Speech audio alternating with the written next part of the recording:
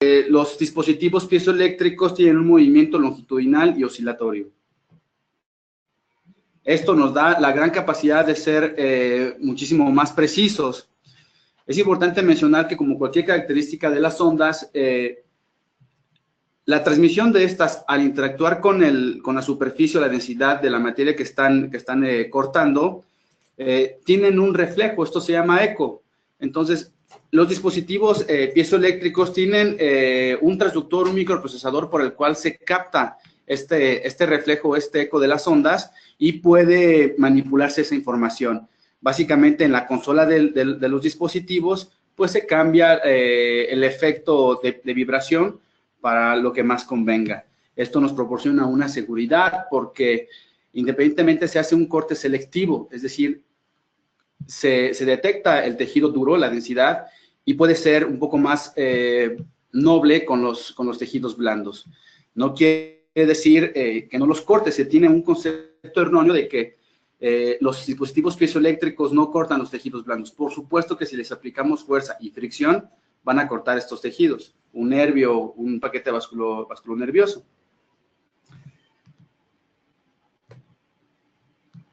Veamos. Los dispositivos piezoeléctricos en la actualidad tienen ciertas características de modular la frecuencia con la que interactúan en los tejidos. Es decir, la señal piezoeléctrica modulada alterna estas pues se puede decir frecuencias. Entonces eso le da la característica de ser un poco selecto con los tejidos blandos y por lo tanto más noble. Básicamente hablaremos de un dispositivo que en mi experiencia es uno de los mejores que hay en el mercado, que es el Piezotom de Acton, el Satelec. Tiene dentro de su pantalla el dispositivo diferentes modos o comandos de trabajo y están preestablecidos de acuerdo a la densidad que nosotros querramos cortar. Tomando en cuenta el D1, hablando de la densidad, es básicamente para huesos de gran densidad y espesor cortical. El D2 o comando 2 tiene una característica para poder cortar hueso de densidad ósea y espesor cortical moderado.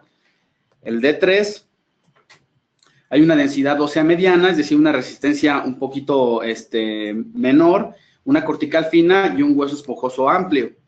El D4 puede estar encaminada a la manipulación de tejidos blandos, a periósteo, a colgajos o a densidades muy bajas de hueso. ¿Y en qué cambian los comandos de estos dispositivos? Básicamente, la potencia de estos aparatos se puede pues medir en dos cuestiones, en dos elementos, en vatios y en frecuencia. Tiene una potencia similar en todos los tipos, los 4 tipos en vatios, pero la frecuencia va a ir cambiando. Hasta ustedes pueden ver la comparación del tipo 1 y el tipo 4, donde la frecuencia es muchísimo menor.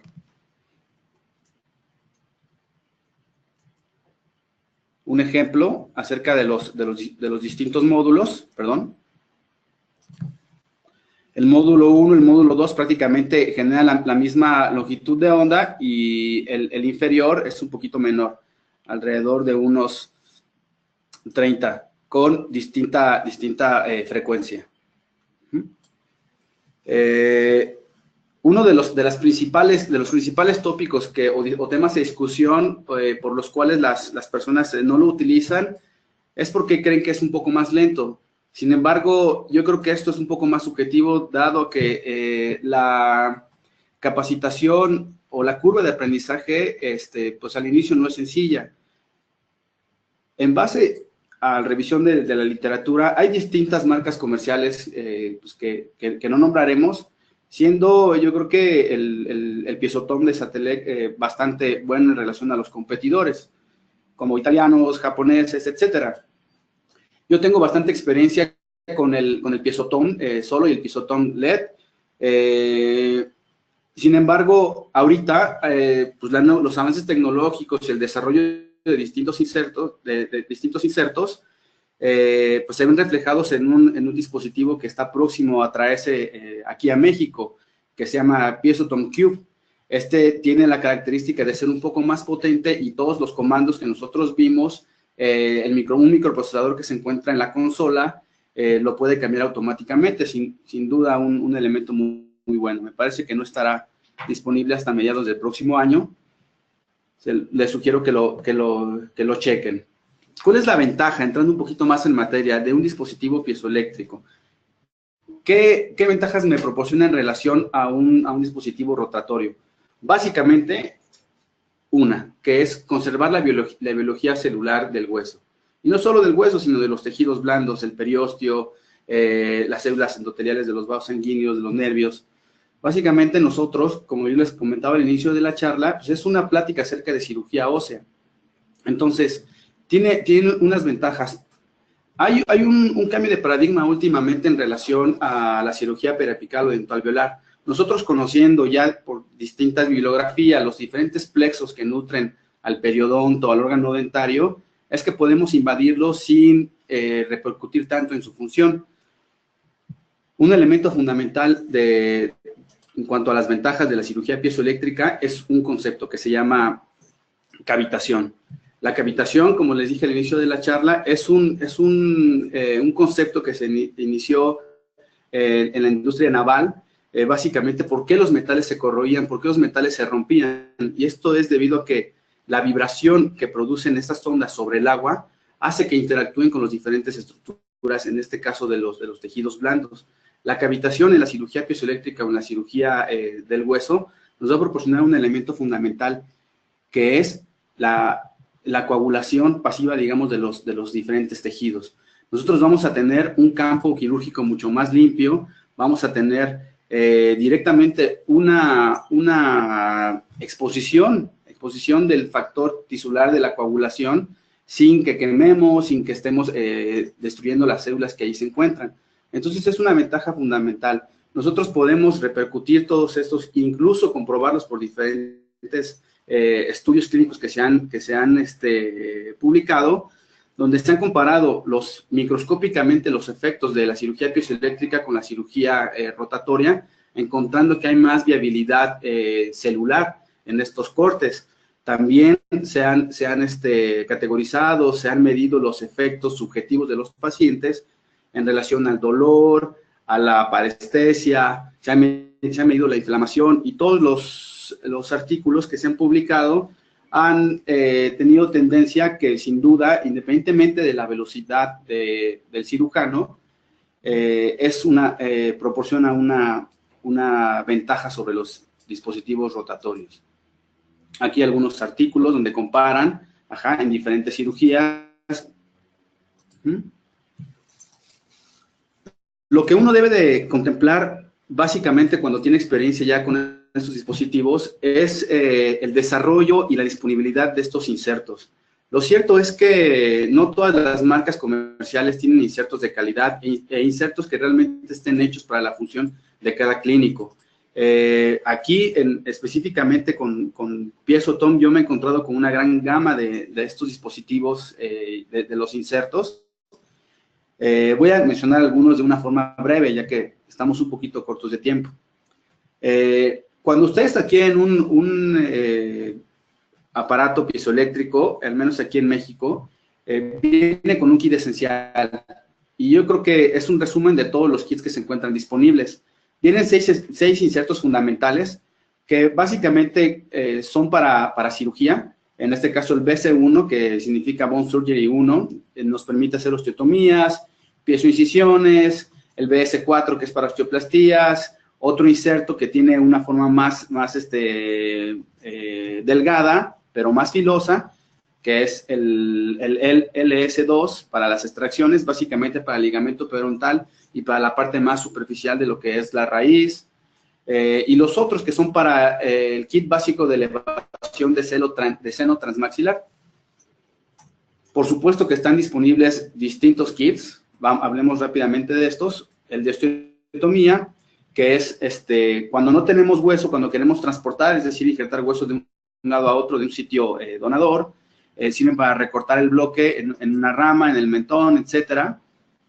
O también nos pueden servir para hacer un remodelado del hueso del lecho receptor. El kit de elevación de seno maxilar, transmaxilar, tiene pues la finalidad de recortar el hueso sobre la cara externa del seno maxilar, empujar y disecar la membrana de Schneider de una forma Roma sin perforarla, y la última finalidad, pues ustedes saben que es colocar el implante en una forma más segura, ¿no? Es decir, una modificación de la técnica de elevación de seno de Tatum. Un protocolo que es exclusivo, yo creo que de los primeros y principales de la casa Acteon, que es pues la elevación de seno maxilar vía crestal. Esto es pues el desarrollo de distintos insertos, es una técnica de Somers, una técnica de elevación de seno transalveolar modificada, donde la diferencia es que se hace una hidrodisección a través del alveolo, mediante un protocolo que se fue desarrollado por distintos líderes de opinión de la casa Acteon en Europa.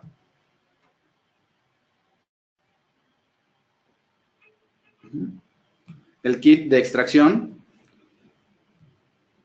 Por fines de tiempo me enfoqué un poquito más a casos clínicos que son un poquito más relevantes, donde tal vez los clínicos tienen un poquito más de curiosidad. Sin embargo, aquí mencionar que funciona bastante bien. Estos insertos, como uno de las opiniones encontradas, es que son demasiado tardadas estas extracciones. Y no es eso. Repito, insisto un poco más en que la curva de aprendizaje es un poco lenta, tal vez, o no han recibido una buena orientación.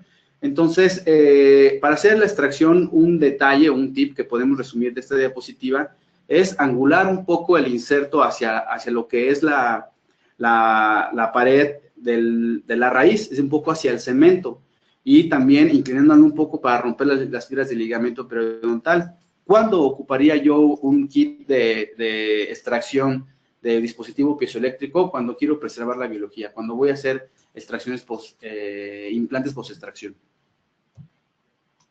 Aquí una imagen del kit. Son los mismos insertos, no son diamantados, son un poco más filosos. De estos cabe resaltar el que le da el icono al kit, que es el inserto ninja.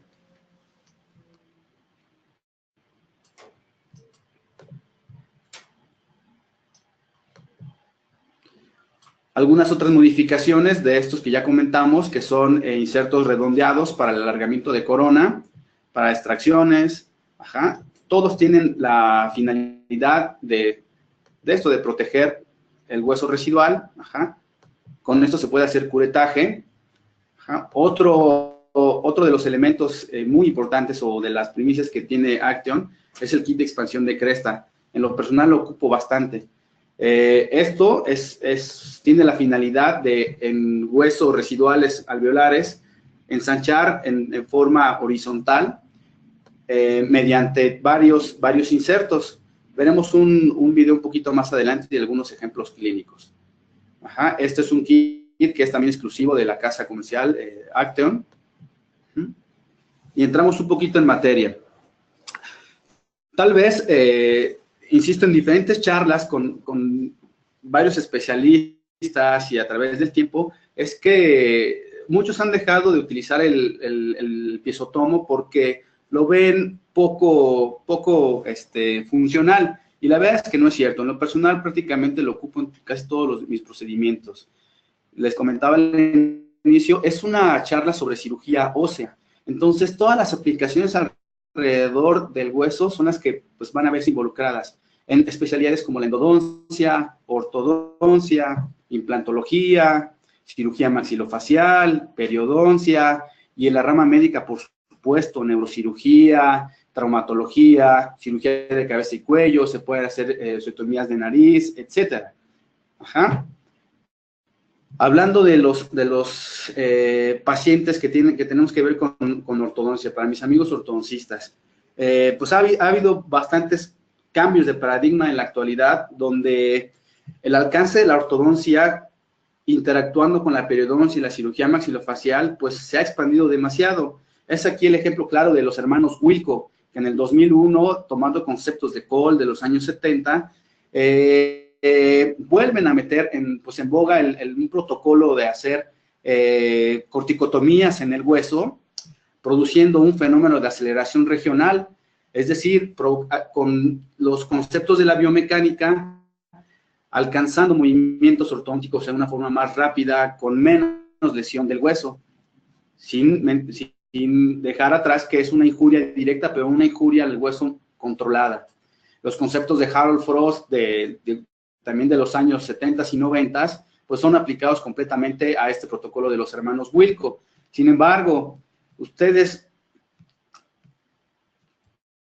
creen que se pudiera mejorar este protocolo? Por supuesto. Ya hasta el año 2007, 2006, que el grupo de estudio italiano, en el caso de Tomás Berselotti y Dario Bertozzi, sacan una modificación al protocolo de los hermanos Wilco, donde hacen la corticotomía, la lesión sobre el hueso, alrededor de las raíces, pero de una forma más pasiva, una forma más controlada. Esto implica levantar un colgajo de espesor total, tomando en cuenta la salud periodontal de la cresta alveolar y de las papilas, y provocando esta lesión. Otro protocolo que se publicó posteriormente, en el año 2015-2016, es un protocolo del doctor Dibart en Estados Unidos, donde ya a su protocolo él ya le cambia el nombre con el nombre de piezoincisión, y que posteriormente Action pues ve muy de cerca y desarrolla algunos insertos. Estos insertos también ya están disponibles para el mercado, sin embargo se pueden hacer con cualquier otro inserto sencillo del kit esencial, en el caso de los insertos BSL. Estos protocolos, la verdad que en la actualidad yo ya no ocupo ninguno de los hermanos Wilco, y ocupo estos dos. Cada uno tiene sus indicaciones. Por ejemplo, si yo tengo tal vez apiñamientos sencillos, puedo hacer movimientos un poco más controlados utilizando el protocolo del doctor Dibart, que es básicamente hacer los cortes haciendo una pequeña incisión mucoperióstica, tunelizando todo el proceso alveolar y poder realizar ahí las corticotomías hasta la pared palatina, en el caso del maxilar, cuidando el seno maxilar. Si quiero injertar tejido conectivo, lo puedo hacer. Si quiero injertar hueso liofilizado, también lo puedo realizar si tengo poco volumen. Y en el caso del protocolo del doctor Bertozzi, pues tiene otras indicaciones. En movimientos un poco más complicados, donde quiera hacer una intrusión, una mesialización, etcétera. Es decir, un ejemplo claro donde no puedo hacer una piezoincisión del protocolo del doctor Dibart es cuando tengo un diente anquilosado o enfermedad periodontal bastante severa, donde tengo que levantar un buen colgajo. Pero eran procedimientos que al menos a mí, desde mi educación, antes en la universidad, pues estaban fuera del campo del periodoncista o del cirujano maxilofacial, y en la actualidad, gracias a estos dispositivos, pues estamos un poco más seguros para poderlos realizar. Tenemos aquí algunos casos clínicos donde esta paciente de aproximadamente 30 años de edad, donde ha estado con el ortodoncista aproximadamente 2 años y medio, el ortodoncista prácticamente termina todo el tratamiento de ortodoncia, y es que estos órganos dentarios en la inspección radiográfica no hay un espacio de ligamento periodontal. Entonces es un buen paciente para poder nosotros realizar un colgajo, hacer el protocolo del doctor Berselotti y Dario Bertozzi, y entonces cuidar el ligamento periodontal, la salud de la papila, de la cresta alveolar, y cerrar el colgajo mucoperióstico. Importante ahí cuidar la salud del seno maxilar. Otro caso, un paciente con bastante tiempo en tratamiento de ortodoncia, donde hay una brecha por la ausencia del primer molar, una extracción traumática. En este paciente, el ortodoncista llegó referido por nosotros con bastantes meses ya tratando de mesializar el segundo molar a la zona del primer molar. Lo cierto es que si lo volviera a atender en la actualidad, le diría que se pusiera un implante. Pero bueno, el protocolo que se hizo en ese entonces fue tratar de mesializar el primer molar y el segundo molar a la zona del primer molar, y el tercer molar a la zona del segundo. Pero no lo íbamos a poder conseguir porque hay bases óseas y bases físicas. Específicamente aquí, para mis amigos ortodoncistas, saben perfectamente que tengo una barrera anatómica funcional, que es el seno maxilar. Aunque yo ponga un dispositivo de anclaje ortodóntico para el mayor anclaje, no lo iba a conseguir. Entonces, el abordaje que hicimos fue el siguiente. Hicimos una corticotomía, en este caso algo que nosotros le llamamos compresión osteogénica. Eliminamos la barrera física tanto en el hueso como en la parte de la altura, que es el seno maxilar, haciendo una elevación del seno maxilar con bastante cuidado. Tomamos hueso porque ya había una brecha aquí de una pérdida de hueso en la raíz de este molar. Injertamos, dejamos el dispositivo de anclaje ortodóntico temporal y mediante tracciones elásticas y contemplando la biomecánica en una comunicación muy estrecha con el ortodoncista, fue que logramos ese movimiento. Vean cómo la posición del segundo molar, que estaba a esta altura, logró cambiar y migrar esa raíz y esa corona pues, prácticamente en cuerpo. Una fotografía del tratamiento final del paciente. Insisto, tenemos algunos detalles, pues había una recesión gingival, después se corrigió esta, no tenemos fotos ahorita, pero vean cómo el resultado, desde mi punto de vista, es bastante bueno. Es otra alternativa, ¿no? En casos un poco más complicados, la relación entre el periodoncista, el ortodoncista, el cirujano maxilofacial, es muy importante para darle este cambio de paradigmas a los tratamientos de los pacientes. ¿Quién se ve beneficiado? Ellos. Hay que tener la tecnología, por supuesto. Un caso aquí de una discrepancia transversal del maxilar unilateral. Es difícil diagnosticarlas. Ustedes saben que todos los problemas ortodónticos, el principal problema, la primera línea de ataque son los colapsos o los problemas transversales. Si no, vamos a tener conflictos. Esta paciente llegó también referida a nosotros. Después de varios tratamientos de ortodoncia, el ortodoncista tenía conceptos bastante buenos e intentó utilizar un aparato de McNamara para hacer una disyunción rápida. Sin embargo, la paciente con 23 años de edad, pues está registrado que a esa edad la sutura media maxilar o media palatina ya está completamente cerrada. No fue la excepción. Esta paciente, la única opción en ese entonces pues era hacer una corticotomía circunmaxilar, una disyunción maxilar quirúrgicamente asistida, pero bueno, hicimos todo el protocolo, un articulado, un toma de arco facial, articulado de modelos, una cirugía analítica de estos modelos para cuantificar cuánto es lo que íbamos a dar. Y también está reportado acerca de este tipo de osteotomías y del colapso transversal selectivo, es decir, unilateral. Aquí utilizamos unas corticotomías igual selectivas para solamente distraer ventroalveolarmente y ampliar la longitud de ese arco. Repito, no son casos de un solo clínico, hay que ser multidisciplinarios. El dispositivo de anclaje ortodóntico temporal, estas cirugías se hace un setup, se ensayan bastante, porque hacer la cirugía es lo de menos, hacer un buen análisis de la biomecánica con el ortodoncista es lo fundamental. Entonces vamos, aquí les pongo algunos ejemplos después de la distracción dentalveolar que sufren los órganos dentarios y cómo logramos descompensar ese colapso transversal unilateral izquierdo. Posteriormente, elásticos para ir nivelando e ir asentando la oclusión. Una fotografía final. Algunos detalles, la curva de aprendizaje a veces para nosotros también es un poco lenta. Aquí tal vez haría un poquito más de distracción, es decir, un poco más de memoria telescópica, porque todo hueso tiene cierta memoria y hay que contemplar siempre la sobrecorrección de los segmentos a distraer.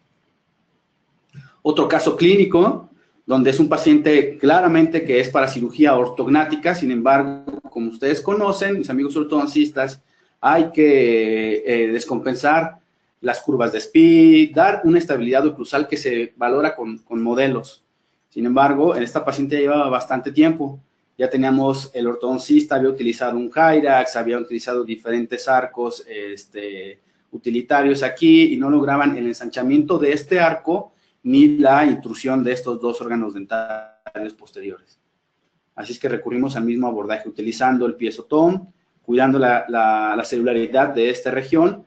Tenemos una barrera física interpuesta que es el seno maxilar y utilizamos esto, dispositivos de anclaje ortodónticos temporales anclados a la apófisis piramidal de lo que es el maxilar, hueso denso, esta barra anclada con 2 o 3 tornillos y de una forma telescópica anclada a lo que es la barra o el tubo de los dientes que querramos nosotros anclarnos, porque el movimiento iba a ser de estos dos órganos dentarios. Y vean como aquí la elevación del seno maxilar fue para eliminar esa barrera física.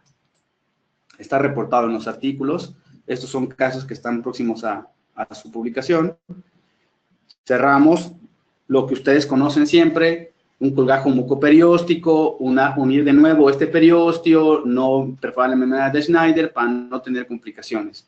Los principios básicos de incisión y de cirugía elementales. Poco a poco la biomecánica, un dispositivo de anclaje ortodóntico temporal. Siempre que veo estos casos, encuentro errores. Creo que los errores siempre es autoevaluaciones para mejorar. Aquí tal vez utilizaría otro dispositivo o un dispositivo colado para tener un vector independiente de estos dos órganos dentarios, porque si ustedes pueden ver, en esta fotografía se intruyó más el primer molar que el segundo molar, pero no pasa nada. Conseguimos el resultado. Y bueno, las fotografías clínicas de la oclusión postoperatoria después de la cirugía ortognática. No es un caso tan ideal, pero hay una buena interdigitación y se logró el resultado, la estabilidad oclusal. Yo creo que el 60 o 70% de las personas que compran un piezotón van encaminado a cirugía sobre implantes y a la cirugía que está alrededor de estos implantes. Hablemos un poco de cirugía preprotésica, que en general es la cirugía que se realiza para el acondicionamiento del proceso alveolar, para la rehabilitación posterior, y la podemos básicamente desglosar sobre lo que son procedimientos para el aumento del proceso alveolar. Incluyen injertos óseos, elevación del seno maxilar, vestibuloplastías, etc. Nosotros nos vamos a abordar sobre la cirugía que tenga que ver con la manipulación del hueso. Cuando hay esquirlas óseas, remodelación del proceso alveolar cuando hay múltiples extracciones, o cuando prácticamente no tengo nada de hueso y tengo que sustituirlo, transportar un hueso de un lado a otro. Injertos óseos que están muy de moda. El caso de un paciente que llega en agudo, fue a un servicio de urgencias un par de días antes, donde sufre un traumatismo, prácticamente la destrucción del proceso alveolar, la pérdida de órganos dentarios de ese sector.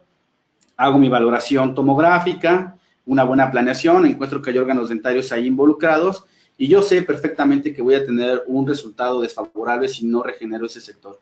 Aunque tenga una osteointegración de mis implantes por la longitud residual del proceso alveolar aquí, el efecto estético va a ser bastante marcado. No puedo hacer la simple regeneración aumentando el volumen con hueso liofilizado, ni con injertos de tejido conectivo, así es que la indicación es colocar un injerto.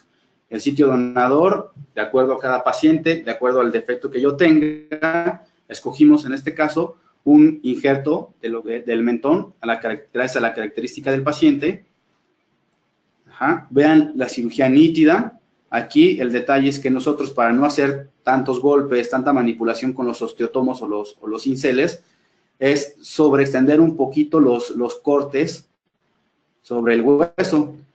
Importante, hay una curva también de aprendizaje. Hacer el corte córtico-medular para obtener estos dos tejidos y entonces tengamos más éxito. Como ustedes conocen, pues tenemos mayor posibilidad osteoblástica si llevamos un poco de médula del injerto del sitio donador.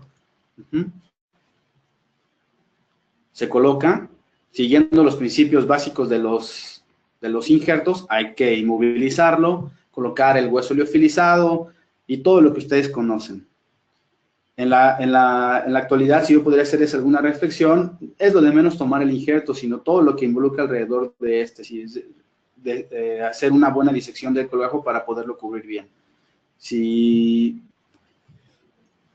yo puedo ver aquí otro caso, una atrofia de proceso alveolar. Esta es una atrofia posterior a la extracción de un canino retenido y a un maltratamiento de ortodoncia. Esta paciente se sometió a un tratamiento de camuflaje ortodóntico, una paciente con facies y oclusión clase 3.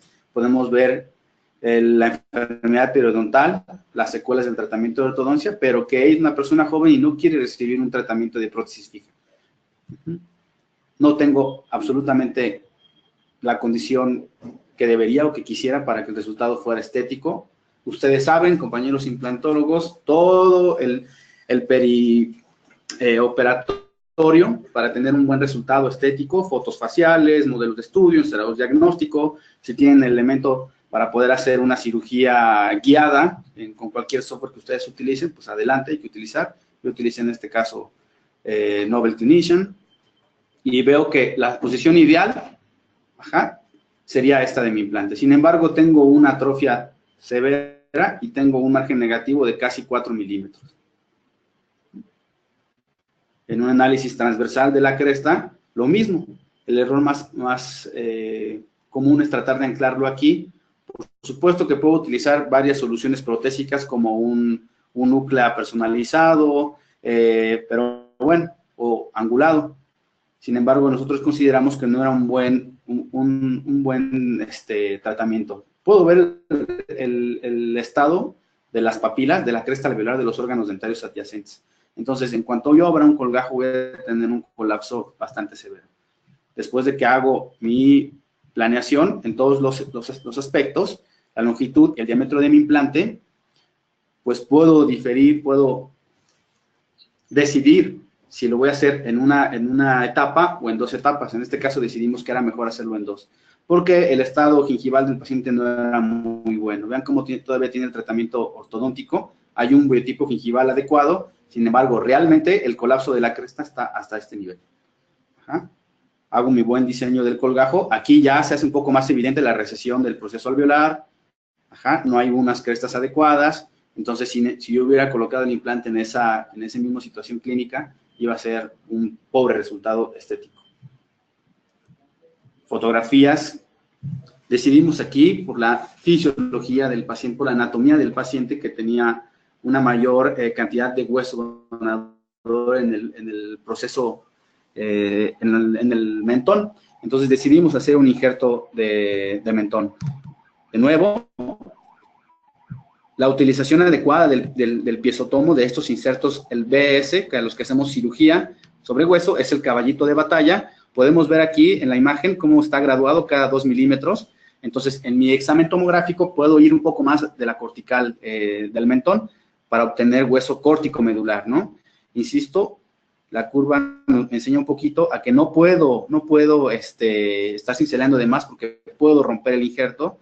Entonces, lo sobreextiendo un poquito más en los cortes horizontales y verticales. Y puedo tomar todo el que yo quiera. Vemos una fotografía del lecho receptor, cómo se encuentra la médula y el espesor córtico medular de este injerto. Los principios de Axhausen que ustedes ya conocen, hay que fijar ese injerto con osteosíntesis, en este caso un tornillo de aproximadamente 10 milímetros de longitud. El frío, escuchaba a un amigo decir, el frío no está en las cobijas. Entonces, hay que hacer un buen colgajo, liberarlo, salir de las zonas estéticas, y después tratar de cerrar esos gaps, y por supuesto el uso de membranas reabsorbibles, titanio, lo que ustedes prefieran. Cada clínico tiene sus preferidas. Otro caso clínico, un corte axial, un corte sagital, un paciente que sufrió un traumatismo reciente donde perdió estos órganos dentarios, un paciente joven, no es apto para colocar un implante, que los familiares así lo pedían. Vemos como aquí tiene un tornillo de fijación intermaxilar, en el momento del que hicimos el procedimiento de la reducción de algunas fracturas, pues también aprovechamos para tomar el injerto. Tal vez por la característica de mi defecto hubiese sido indicado hacer un injerto de mentón. Sin embargo, por la característica que presentaba el paciente, pues no lo podía conseguir. Justo donde tenía la zona donadora, tenía el material de osteosíntesis de una fractura parasinficiaria. Fotografías del lecho. Podemos ver un gran defecto del hueso, prácticamente la pura mucosa de lo que es el paladar. Exponemos muy bien, a veces hasta la apófisis, la espina nasal anterior, para tener una buena flexibilidad de ese colgajo. Tratarlo muy bien con todos los principios. Un detalle aquí, es importante disecar hacia la parte de la mucosa palatina. y vean la precisión con la que alcanzamos tomar este injerto de rama mandibular. Esto previo a la valoración tomográfica. Vean el lecho receptor. Hoy es importante aquí, tomen mucho cuidado del paso del nervio dentario, porque es una complicación bastante frecuente y indeseable para ese paciente. Entonces, tengo un espesor de hueso bastante bueno para poderlo fijar. Ajá. Hay insertos para poder moldear y preparar ese injerto para que prácticamente haga clic sobre la parte receptora. Movilizar el injerto, reducir el gap con material biocompatible, hueso liofilizado, el uso de las membranas, insisto, cada clínico tiene su detalle, inmovilizarlas es una parte fundamental sin que queden con tensión. Vean cómo la encía queratinizada aparentemente pues desaparece, la línea mucogingival queda arriba por la liberación de ese colgajo y que las papilas queden prácticamente pasivas. Uno de los kits que más utilizo en mi práctica es el kit de expansión de crestas. Varios autores han hablado ya de esta técnica que no es nueva, se hacía con fresas de carburo, se puede hacer con discos también, pero ustedes contemplen esa parte, que ustedes son clínicos y saben perfectamente que mientras más calor, mientras más fricción, menos celularidad tenemos. Entonces, se han hecho varios estudios, el más significativo sobre 86 pacientes del grupo igual de Italia, donde comparan los ensanchamientos de cresta con fresas de carburo y con dispositivos piezoeléctricos. Y ven que la diferencia fue abismal, prácticamente solo se perdieron 3 en el grupo de 86 pacientes. El protocolo de ensanchamiento de cresta de Piezotón es bastante amigable. No es más que la utilización progresiva de diferentes insertos. El primero es el más delgado, que poco a poco va graduado. Tenemos que colocar sobre la superficie del hueso hasta llegar a la médula. El tip aquí es llegar hasta la médula. Si nosotros queremos ensanchar cualquier zona atrófica en sentido horizontal, si no lo hacemos más de 8 milímetros, vamos a tener un fracaso. Eso es importante. Algunas ocasiones le echamos la culpa a los implantes o al dispositivo que no está cortando. Importante que ustedes consideren que siempre van a estar cortando la médula. Ustedes conocen que el aporte vascular viene del periósteo y viene del endósteo. Cuando están haciendo un ensanchamiento de cresta, pues están rompiendo con esa vascularidad, están haciendo un espacio. Entonces, mientras menos irriten esas células, es mejor. El implante más pequeño, estándar, mide 8 milímetros, con excepción de los short implants, ¿no? Pero para que tengan una buena flexibilidad del hueso, que es lo que estamos buscando, es utilizar el primer inserto hasta 8 milímetros. Después se ocupan otros insertos para darle, yo creo que el nombre correcto son liberatrices sobre el hueso, para que nosotros podamos romper esa fractura, ese hueso en tallo verde, provocamos una fractura en tallo verde. Aquí está lo que les comento, 6 y 2 milímetros, pues suman 8 milímetros, que son los que yo quiero de espesor sobre la médula. Y poco a poco, con los diferentes insertos, ir ensanchando. Esto se puede hacer auxiliado de dispositivos de ensanchamiento ya rotatorios. Un ejemplo clínico, un paciente mayor, fumador, aquí se puede ver en la última etapa de su tratamiento de ortodoncia, aunque tiene un buen perfil y un buen biotipo gingival, no lo es. En la evaluación tomográfica tiene menos de 6 milímetros. Hay algunas clasificaciones para hacer ensanchamiento y colocación de implantes en una sola cita, o hacer primero el ensanchamiento, colocar injerto y posteriormente, después de 5 o 4 meses, colocar los implantes. En este caso decidimos hacerlo en una sola cita.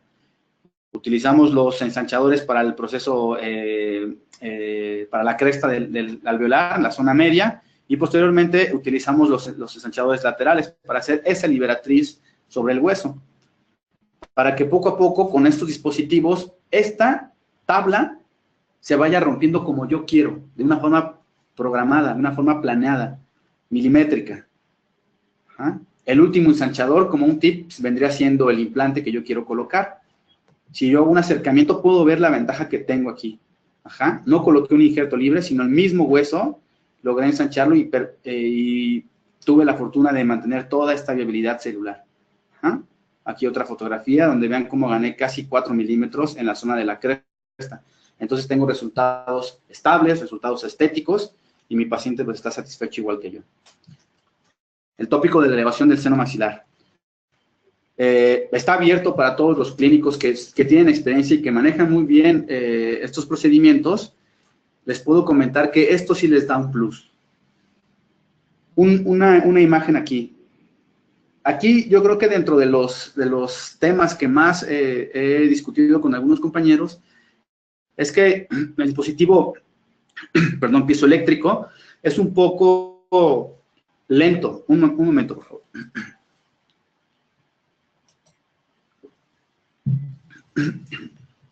Es un poco lento. Entonces, después de lo que ustedes ya conocen, que es levantar un colgajo para acceder a la cara externa del maxilar, se hace un abordaje combinado donde algunos utilizan la fresa de bola, de diamante, preferentemente, para empezar a marcar la osteotomía, y posteriormente, cuando ya están avecinando la membrana de Schneider, que se ve de color azulada, empezar a utilizar los dispositivos piezoeléctricos. La verdad, yo les comentaba que si ustedes tienen un poquito esa curva, ya no hay necesidad de hacer esa técnica como híbrida.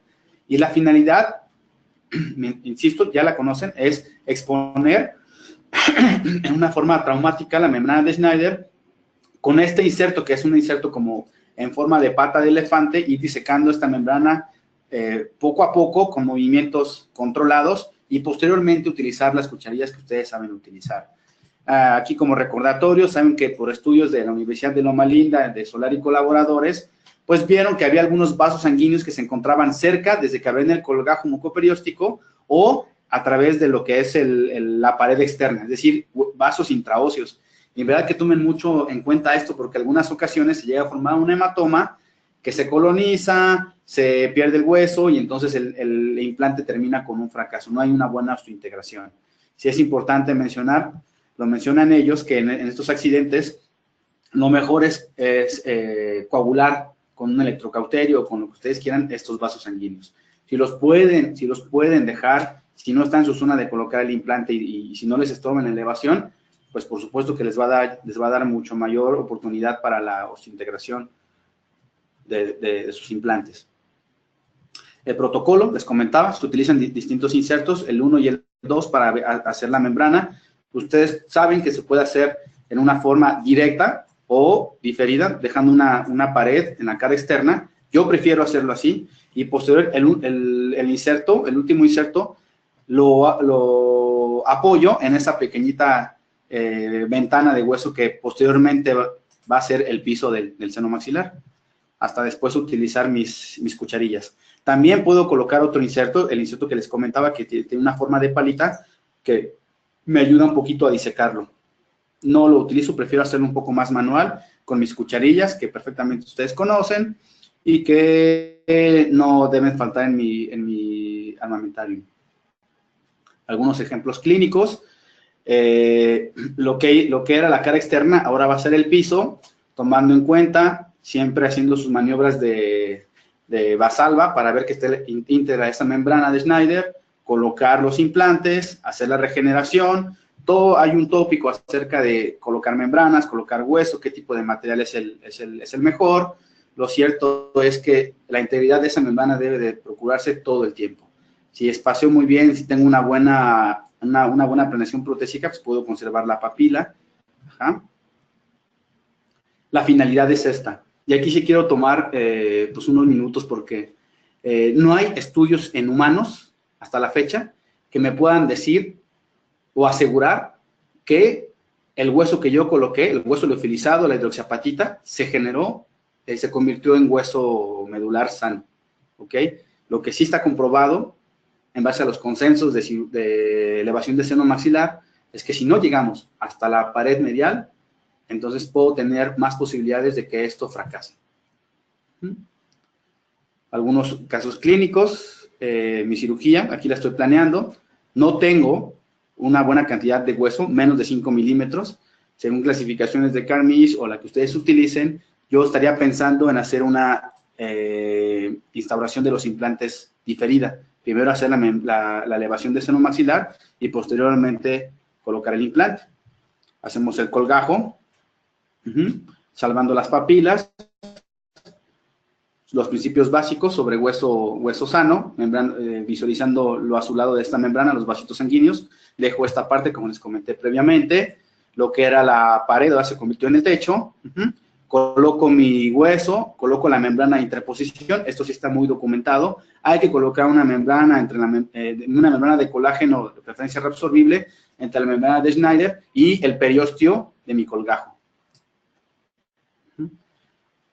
En lo personal, yo no fijo aquí no fijo la membrana, hago un lecho receptor sobre mi colgajo y es muy importante reposicionar esta estructura que les dije al inicio, y ustedes saben que el periósteo es un potencial regenerador. La estructura que ustedes prefieren, yo en este caso utilicé nylon. El resultado posoperatorio, tomográfico, no estoy seguro si esto es hueso sano o si todavía es injerto, ¿no? Hay una controversia aún así. Sin embargo, cuando colocamos el implante, pues tuvimos un éxito, ¿no?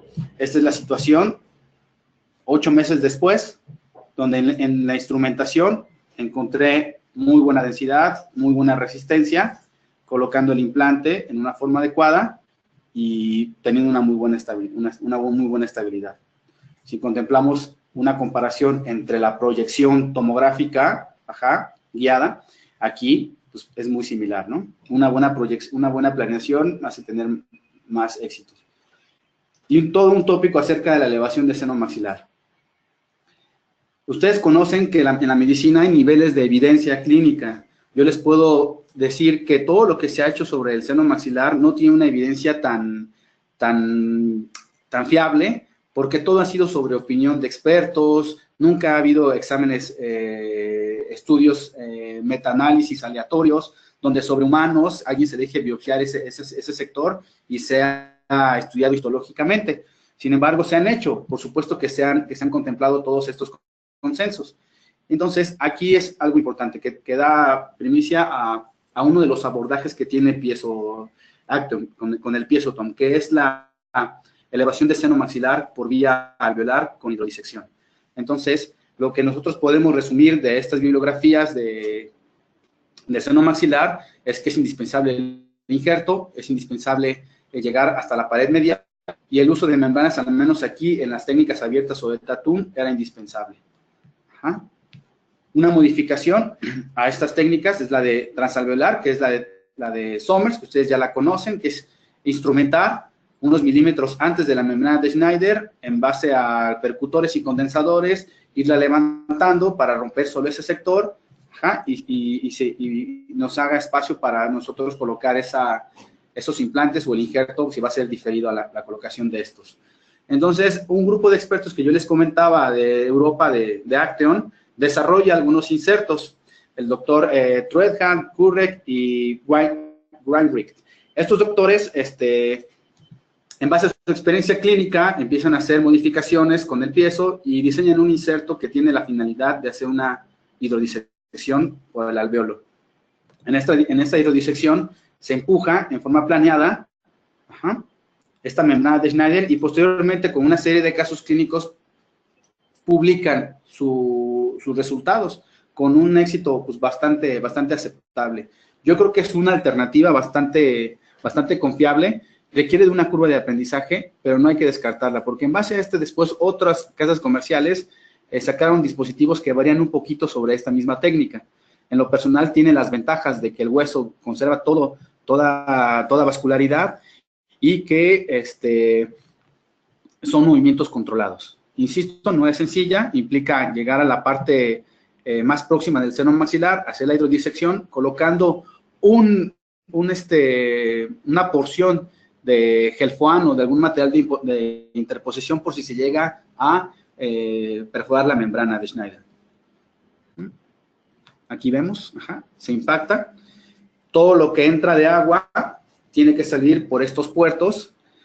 Uno de los temas de discusión era que nada más era para 1 o 2 órganos dentarios, se puede hacer para una brecha de 3 o 4 dientes utilizando varios puertos, ¿no?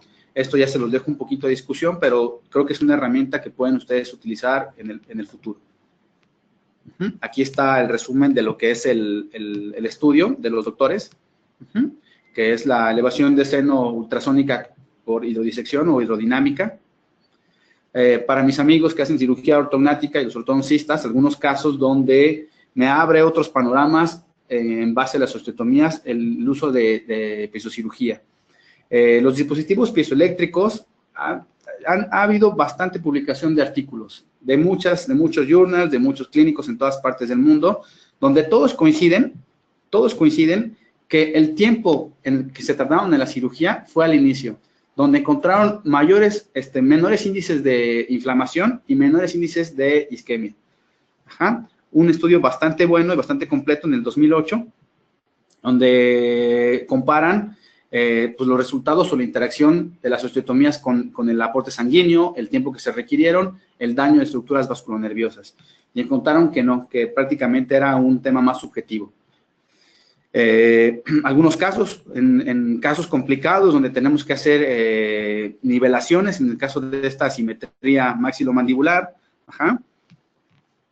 el estudio tomográfico, no les pongo todo el análisis clínico cefalométrico porque saldría fuera de nuestro tema, pero bueno, aquí logramos un campo operatorio. Vean cómo ya tengo algunas osteotomías, la osteotomía inferior, en este caso hicimos una osteotomía Lefort asimétrica de impactación izquierda, y vean cómo puedo estar trabajando prácticamente como si no hubiese estado haciendo nada, con una coagulación excelente en vivo. O sea, el paciente prácticamente el procedimiento se hace de una forma muy limpia, ¿no? Son cortes muy milimétricos, muy controlados, no tienen que poner resistencia. Una fotografía clínica de la intrusión del maxilar asimétrica, y vean cómo prácticamente me da la exactitud de cualquier otra sierra, reciprocante u oscilante. En algunos otros casos donde las osteotomías van a ser un poquito más complejas, esta paciente con exceso vertical y clase 2, el análisis facial clínico que se tiene que realizar, la exposición de lo que es la cara externa del maxilar. Y bueno, les puse estas diapositivas para que vean que en este caso utilizamos otro dispositivo piezoeléctrico, un dispositivo que está diseñado para cortes de vertebrales y de columna, un poquito más pesado, y comparar básicamente que el tiempo de lo que es la cirugía es igual que tal vez con alguna sierra rotatoria. Si tal vez llego a tardarme un poco más, las ventajas en el posoperatorio son muy evidentes. Una fotografía, un acercamiento, también pudimos hacer los cortes en hueso más denso, en lo que es la rama y el cuerpo de la mandíbula, en este caso de osteotomías sagitales de rama bilaterales. Vean cómo se hace el corte perfectamente, haciendo las angulaciones que yo requiera. Estos cortes implican un poquito más de tiempo de experiencia, la apertura de lo que es la rama para hacer el avance en este caso. Y ojo con esta. Una osteotomía del mentón donde prácticamente tengo el hueso más compacto en la región de la mandíbula. Como prácticamente los movimientos pues no son de fricción, no son de recargarse, sino nada más de va y ven. Todos los dispositivos piezoeléctricos funcionan iguales. La desventaja de este dispositivo, tal vez si me permiten mencionarlo, es que no es viable para el clínico en su consultorio. Es un dispositivo bastante caro. El antes y el después. Abre un panorama mucho más seguro para las osteotomías en el caso de disyunciones quirúrgicamente asistidas, la osteotomía de la cara externa del maxilar y la exactitud y la finura que puedo obtener, y la seguridad sobre la cirugía media de lo que es sobre la osteotomía media del maxilar. Por supuesto que puedo hacer con mayor seguridad osteotomías segmentarias, donde todos los que han hecho cirugía ortognática y más osteotomías como este tipo, osteotomías segmentarias, tenemos miedo a la isquemia y a la vascularidad que representa aquí perderla en estos pacientes, ¿no? Se nos puede necrosar toda la premaxila. Aquí lo podemos hacer en una forma más segura. No solo esas, osteotomías en flecha, osteotomías en maxilares, osteotomías de Ford en 3 o en 4 segmentos, en este caso aquí separando un poco la premaxila para un movimiento de descenso e intrusión. Osteotomía sobre la parte más densa de lo que es el hueso, no toma más de los minutos que tomaría con una sierra reciprocante cuando ya tenemos el entrenamiento necesario. Ajá. Algunos consejos o algunos tips que yo les podría dar en base a mi experiencia. Uno, que es el principal, no activar la pieza de mano mientras el insecto se encuentra en contacto con la zona objeto de la intervención.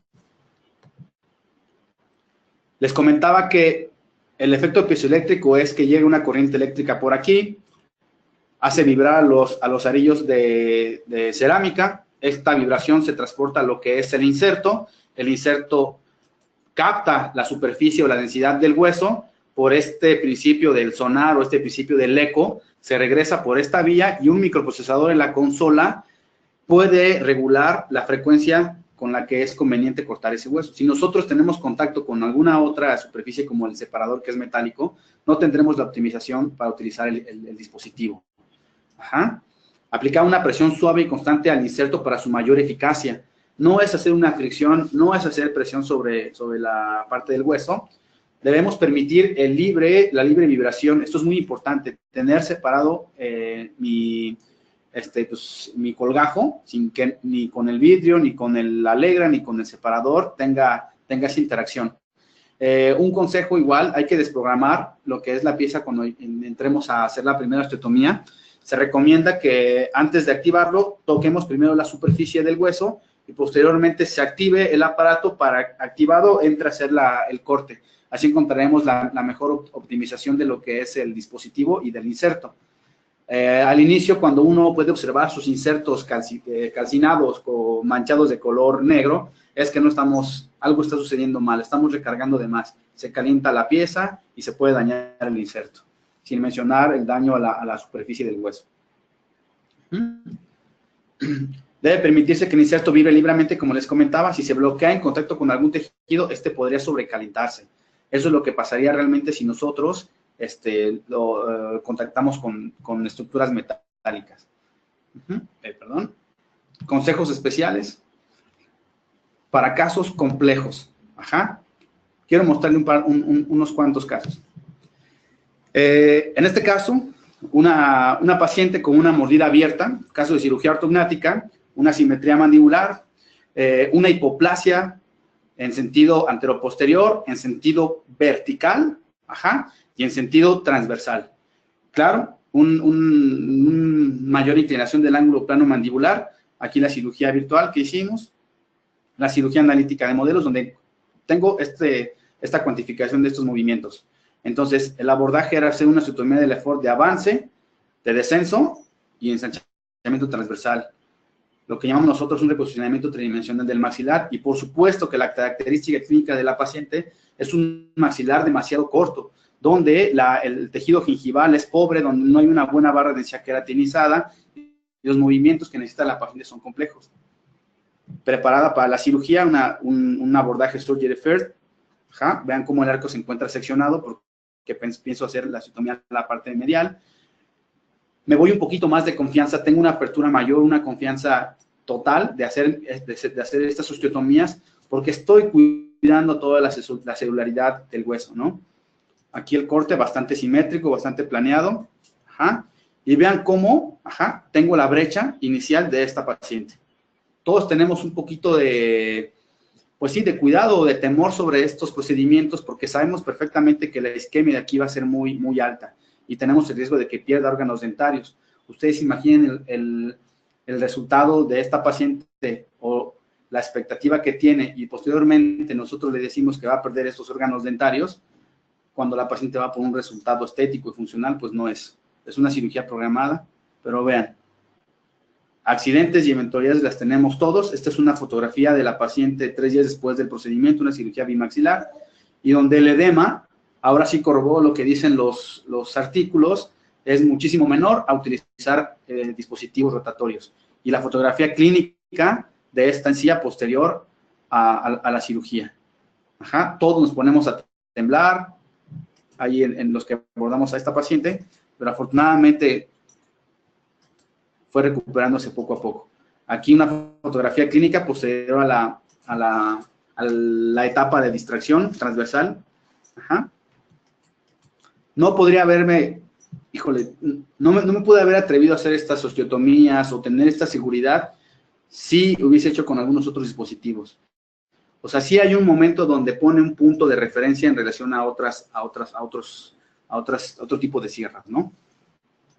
Algunos otros casos de atrofia alveolar extrema, una paciente que ya fue multiintervenida por varios injertos sin ningún éxito, lograron bastante volumen, pero solamente de tejido gingival. En el análisis tomográfico tenemos 5 milímetros hasta lo que es la base de la nariz. Se hace un colgajo mucoperióstico, salvando todos los principios que ustedes ya conocen, y el abordaje puede ser una distracción osteogénica alveolar para obtener un crecimiento de estos procesos, con muchísimo más seguridad. Repitiendo lo que les comento, tengo, un segmento a distraer de aproximadamente 5 o 6 milímetros. ¿Con qué confianza lo puedo hacer? Reduce el margen de error si lo hago con dispositivos piezoeléctricos. La instauración y el adecuado vector del distractor. Aquí una fotografía clínica donde se aprecia ya la fractura total de ese segmento, la colocación del distractor, el cierre hermético del periósteo, es importantísimo, la situación clínica, la situación radiográfica inicial y posterior a los 12 milímetros de distracción. Vean qué increíble. Todo el hueso que se distrae tiende a reabsorberse, más bien a llegar a su posición inicial. Hay que contemplar la sobrecorrección en el postoperatorio. Vean cómo se está generando hueso. Cuando hay que quitar el distractor, cuando el hueso se vea blanco, lo podemos corroborar tomográficamente. Ahí vamos, no es momento de quitarlo todavía. Posteriormente a una nueva tomografía o una radiografía periapical, en el momento en el que quitamos el distractor, colocamos los implantes, escoger lo que ustedes ya saben, son principios también. Un implante que sea noble con el tejido, que no es de máxima calidad, pero que me puede perfectamente integrar un implante. Vean cómo el hueso que se obtiene es un hueso de muy buena calidad. Otros abordajes para el cirujano maxilofacial o el cirujano de cabeza y cuello, para cirugía de articulación temporomandibular, en este caso una luxación recidivante crónica, que ustedes saben que después de tantos abordajes de manejos conservadores con inyección de agentes esclerosantes, de sangre autóloga, la cápsula y todo esto no genera una fibrosis, y el único abordaje que nos puede eliminar el problema es una eminectomía. El abordaje preauricular, que mis amigos cirujanos maxilofaciales ya conocen, la exposición de lo que es el plano óseo, la cápsula, la articulación temporomandibular y el menisco articular. Vean con qué facilidad y con qué seguridad muchísimo mayor a una sierra oscilante o reciprocante es que pude hacer la osteotomía o la eliminación del tubérculo articular. Todos saben que en la parte interna es una zona peligrosa porque pasan las meningias medias, la cuerda del tímpano que le da sensibilidad especializada a la lengua, y que yo como cirujano y como clínico no quiero dañar.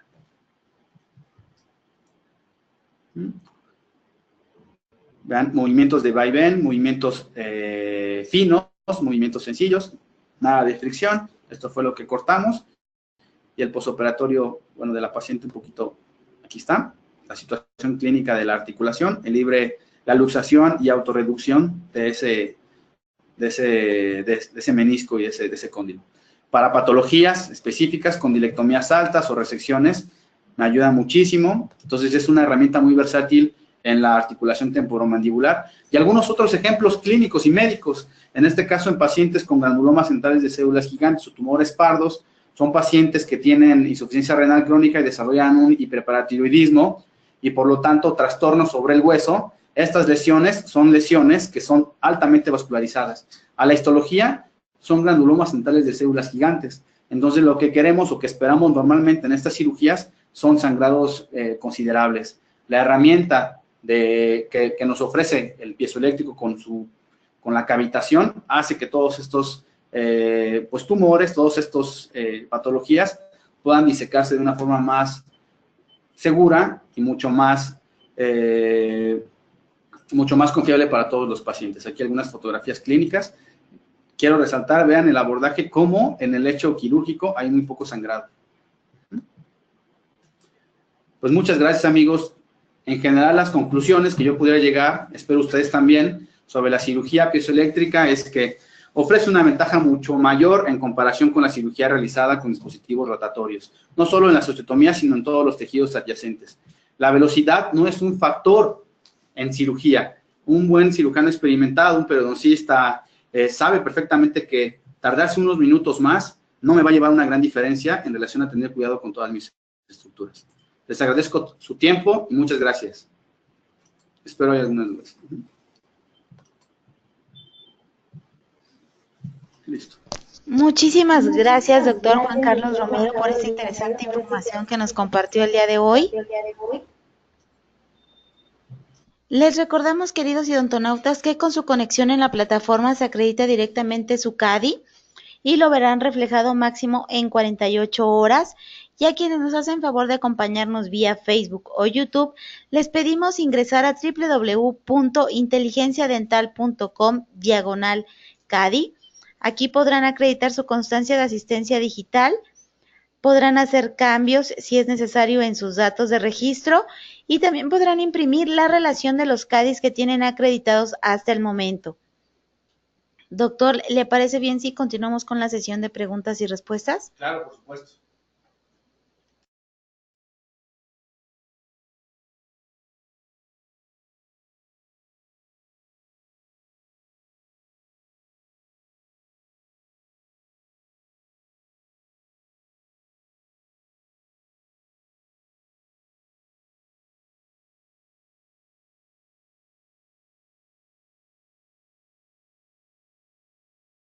Realiza la pisoposición ortodóntica y menciona que hace la elevación de seno maxilar con de regeneración o cómo hace esas elevaciones de la mano de Schneider.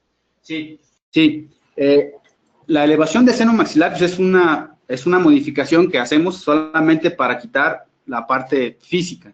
Entonces debe cumplir con todos los principios, hacer una buena disección, un buen levantamiento, y el injerto solamente es opcional en caso que tenga algún defecto periodontal. Es importante esto valorarlo tomográficamente. Lo que no puede eliminar y hay que prescindir son de las membranas. Eso sí, si tiene alguna micro o mini fístula o perforación hacia el seno maxilar, con una membrana de colágena se puede eliminar estos riesgos. Entonces la respuesta es: coloco membrana en todos los casos y hueso nada más cuando tengo algún defecto periodontal. Vamos a otra pregunta. Ok. Buenas tardes. En los tratamientos de ortodoncia que presentó, una vez realizada la elevación de seno, ¿inmediatamente cargaron fuerza a los dientes para desplazarlos o espera algún lapso de tiempo para permitir la integración del injerto óseo en la periferia de los ápices y permitir su movimiento? Muy buena pregunta, doctor Joel. De todo esto, nosotros se maneja sobre un protocolo de distracción dentoalveolar. Entonces, hay varias fases. La primera es la corticotomía como tal, después viene un periodo de latencia, donde se forman los elementos formes para que se regenere y se forme nuevo hueso, que son alrededor de unos 2 o 3 días, dependiendo la edad del paciente, y después viene un periodo de distracción. Los periodos de distracción, pues los vamos a hacer con la biomecánica de los elásticos y todo esto. Si es un paciente joven, yo quiero hacer una intrusión, una mesialización, entonces espero alrededor de unos 5 a 7 días. Entre pacientes de 20 y 30 años, una semana por mucho. Y posteriormente, ustedes tienen que más o menos manejar la biomecánica, que no exceda más de movimientos de 1 milímetro al día. Espero haya contestado tu pregunta, doctor Joel. 3. ¿Qué kit de fijación utiliza para hacer la fijación del injerto en bloque del mentón o de rama? Yo trabajo con la casa comercial de Sintes, entonces, de acuerdo a cómo tengas tú el perfil de tu hueso, puedes colocar sistema 1.5 de tercio medio o sistema 2.0 para mandíbula. Yo en lo personal, aunque el injerto es de rama o es de mentón, prefiero colocar 1.5. El perfil es más delgadito y utilizar los drills casi nuevos. Pero cualquier marca comercial que tú ocupes es bastante necesario, digamos. Ok. Desde Zacatecas, 4. ¿cómo le va a los pacientes en el posoperatorio en este tipo de cirugía? Creo que esa pregunta sería un poco sesgada. Yo diría que muy bien. A mis pacientes, por lo regular, no todos los pacientes son que están felices de ir a alguna cirugía. Por supuesto que de acuerdo al procedimiento que se le vaya a realizar, algunos escogemos hacerlos con sedación consciente y mandarles sus antibióticos. En la actualidad, si tienes un buen perioperatorio, una buena prescripción de fármacos posoperatorios, les va bastante bien y es bastante estable. Entonces, 5. Sí, las piezas ultrasónicas. Lilia Islas Mansur habla de los dispositivos médicos ya, ¿verdad? De los que son Bardix, me parece. Ellos tienen como una sonda de irrigación también interna. En algunas fotografías que ustedes vieron por fines didácticos, tomamos la foto, pero sin irrigación porque a veces nos salpicaba bastante la cámara. El piezo Tom, solo LED y el piezo Cube tienen una irrigación directamente de una sonda, digamos, que se irriga. Entonces, la consola está preestablecida porque es importantísimo la relación de irrigación con solución salina y con el elemento o la densidad de hueso que vayas a cortar. Todas tienen irrigación, todas. No es una irrigación interna, sino una irrigación pues externa, digamos. Tiene una máquina que es la que da como cualquier otro motor de implantes o algún otro dispositivo. Cortó la rama para hacer el injerto óseo. La rama, se corta una parte de las ramas, por lo regular es entre el ángulo y la rama ascendente en la cara externa. Hay que tomar mucho cuidado en la valoración de la tomografía en el canal del nervio dentario. Sabemos que ahí se hace bastante notorio la cercanía donde puedas cortarlo. A ver cuando tenemos... Claro, muchas gracias por el comentario, Mario. Ok, dice, interesante plática. Cuando se coloca el injerto óseo, por ejemplo, por atrofia del reborde alveolar anterosuperior, el paciente requiere reposo absoluto y en cuántos días puede volver a su trabajo. Saludos de Villahermosa. Héctor, sí, son procedimientos que mínimo yo les digo a los pacientes tomen en cuenta alrededor de 7 días, donde es un posoperatorio.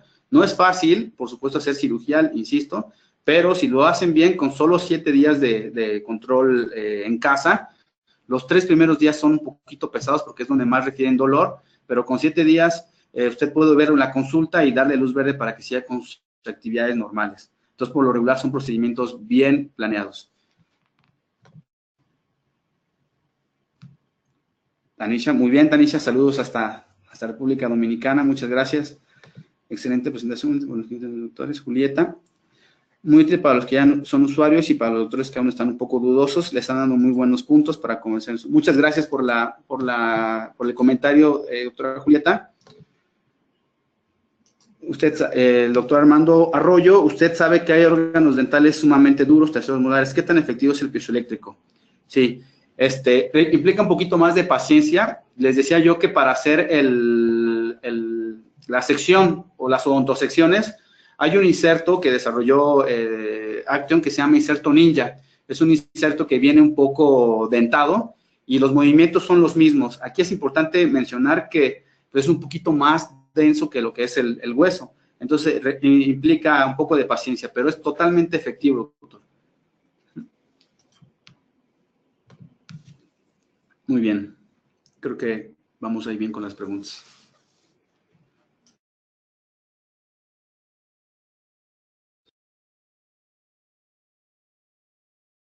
Muchísimas gracias, doctor Romero. Tiene muchas felicitaciones y muchos saludos desde Nogales.